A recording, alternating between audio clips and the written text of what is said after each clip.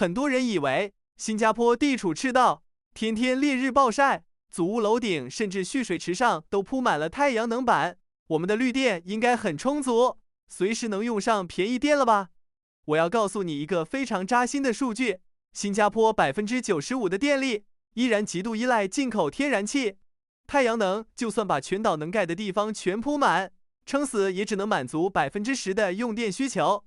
而且新加坡是热带雨林气候，一到本地常有的雷阵雨，下午乌云一遮，发电量直接断崖式下跌。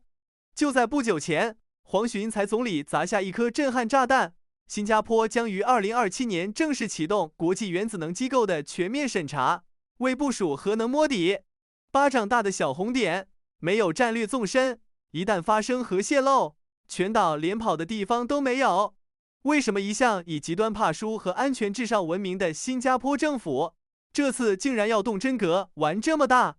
这绝不是一次简单的环保作秀，而是邻国已经在枪口上顶上子弹，新加坡为了保住未来的经济命脉，不得不加入的一场生存对赌。许多本地人看到新闻的第一反应是觉得搞核电这个消息太突然，太冒险了，简直是在拿全岛人的命开玩笑。但阿明替你看懂这背后的结构后，会告诉你，新加坡政府从不打无准备之仗，这是政府早就悄悄布局了整整12年，下了一盘极大的隐形大棋。早在2012年，传统大型核电站预可行性研究的结论是，新加坡地小人密，根本不适合。但政府并没有就此放弃，而是开启了能力先于承诺的隐形计划。2014年，政府直接砸了6600万新元，成立新加坡核研究安全倡议。很多人误以为新加坡毫无核能基础，连个核电站都没有，哪来的人才？实际上，这个研究所早就默默培养了涵盖核工程、辐射物理学、国际核法律等复杂学科的50多名顶尖专家，并计划在2030年前将核安全专家库扩充到100人。到了2022年，一份关键报告出炉，首次给核能定调，明确指出必须在2050年净零排放目标中，让核能扛下至少10%的全岛用电份额。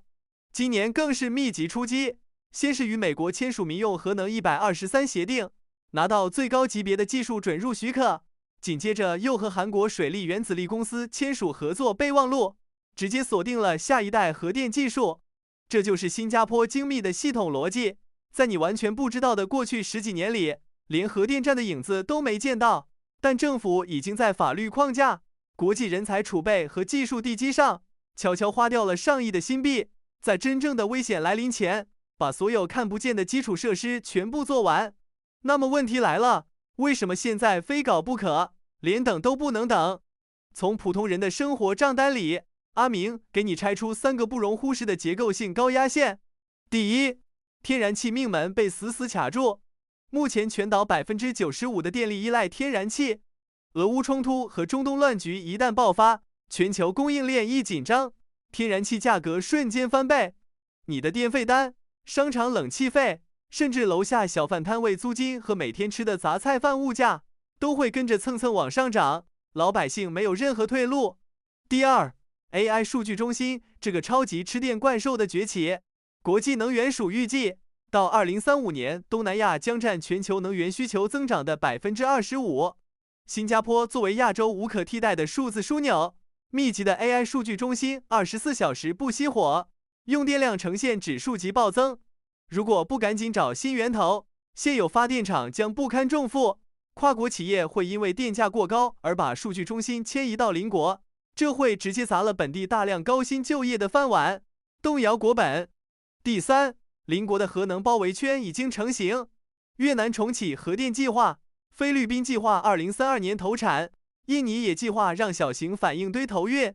负责能源的陈世龙部长在国会说了大实话，即便我们不建，邻国也会建。既然大家都在同一个区域，同样要面对潜在的放射性风险，相当于被动吸二手烟，那新加坡不如自己掌握技术主动权，砸重金建立全岛最高标准的合规与环境监测系统，把命运攥在自己手里。当然，普通人最关心的问题永远是，如果真建了，会不会离我家很近？万一出事，会发生切尔诺贝利那样的毁灭性爆炸吗？大家脑海里的核电站往往是福岛那种高耸入云的庞然大物，但新加坡瞄准的是目前全球最前沿的小型模块化反应堆，也就是 SMR。它的大小只有传统核电站的1/3，甚至更小，发电功率大约300兆瓦。最核心的技术突破是，它利用物理定律本身进行被动冷却，在断电的情况下也能自动降温，完全不需要复杂的阀门和人工操作。人为误操作或者自然灾害导致爆炸的概率几乎降为0。那么到底会建在哪？目前政府重点评估的工业区包括大势、玉郎岛以及乌兰北，而本地专业人士眼中最完美的1号候选人是位于北部的圣诺戈发电站。圣诺戈自1976年启用，目前承担全岛约20%的电力，但设备正面临历史性更新淘汰。它远离密集的中央住宅区，隔着柔佛海峡与马来西亚相望，直接在这里进行核能核电化升级，在原有的基建成本和输电网络上是最经济高效的闭环。更激进也更具科幻色彩的是，鉴于 SMR 尺寸极其灵活，政府甚至在同步评估将其深埋入地下深层的花岗岩空间，利用岩层作为天然屏障，或者直接建在大势离岸的海上浮动平台，彻底远离居民区。作为普通人，晚知道一步会误判什么。短期来看，未来3到5年，新加坡将迎来铺天盖地的核能科普宣讲和区域环境监测演习。这时候千万不要盲目恐慌，跟风去抛售北部或者大势附近的房产，这反而是一个由国家级高科技基建带动的更稳固的区域能源安全护城河，周边配套只会升级不会降级。中期到了2027年审查节点，如果评估顺利通过并完全公开透明，新加坡的科技与绝对安全标签会进一步被全球跨国大资本高度认可。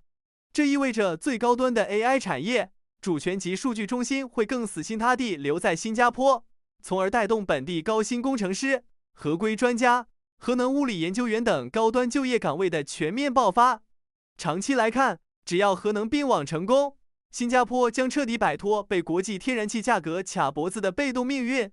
稳定的电价意味着企业运营成本可控，意味着普通人稳定的生活成本，这才是锁住新加坡长期资产安全，维持你我口袋里财富不贬值的最底层系统逻辑。看懂了吗？这就是新加坡独有的治国哲学。当别国还在为要不要搞核能吵得不可开交、无休止的开会讨论时，这个巴掌大的小红点已经用整整12年的时间，默默把人才库、雄厚资金、跨国协定和严苛的法律框架全部准备好了。黄循财总理那句“我们没有犯错的余地”，绝不是因为害怕风险而退缩，而是因为深知一旦落后的致命代价，所以把每一步推演都算到了极致。生活在这样一个把怕书翻译成极致精密系统的国家，虽然平时觉得规则严格，甚至有些死板，但不得不承认，这种未雨绸缪、永远提前10年看路况的系统及智慧，确实给了普通人抵御全球动荡时最强的安全感。关注阿明，带你拨开迷雾，看清师承规则背后的底层逻辑。我们下一期视频见。